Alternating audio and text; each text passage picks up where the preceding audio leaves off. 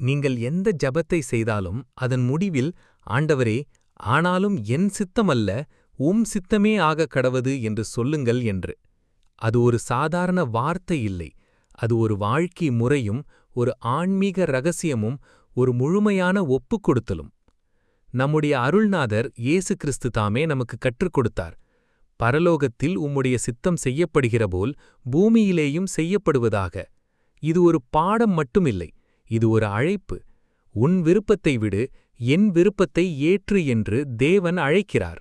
ஆனால் உண்மையாக சொன்னால் இந்த வார்த்தையை சொல்லுவது எளிது, அதை மனதார ஏற்பதுதான் கடினம். நாம் ஜெபிக்கும்போது என்ன சொல்கிறோம்? ஆண்டவரே, இதை தாருங்கள், அந்த பிரச்சனையை நீக்குங்கள், என் வழியில் நடக்கட்டும் என்று.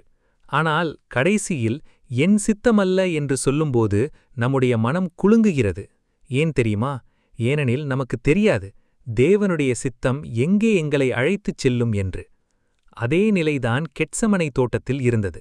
அந்த இரவு அனைவரும் தூங்கிக் கொண்டிருந்தார்கள். ஆனால் இயேசு மட்டும் விழித்திருந்தார்.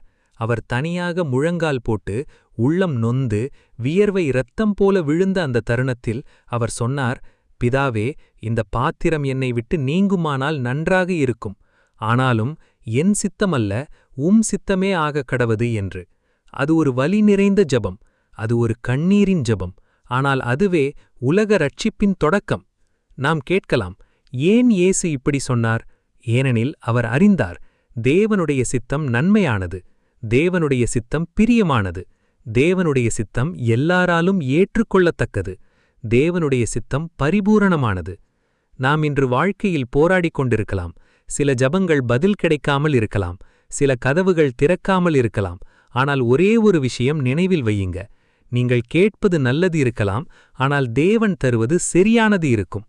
நாம் நினைப்பது சரி என்று தோன்றலாம், ஆனால் தேவன் செய்யும் விஷயம்தான் முழுமையானது.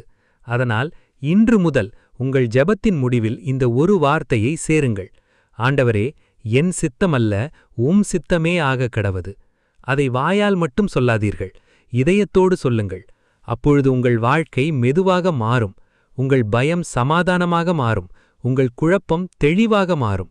ஏனெனில் நீங்கள் உங்கள் வாழ்க்கையை தேவனுடைய கைகளில் ஒப்படைத்திருக்கிறீர்கள். அந்த கைகள் எப்போதும் தவறாது.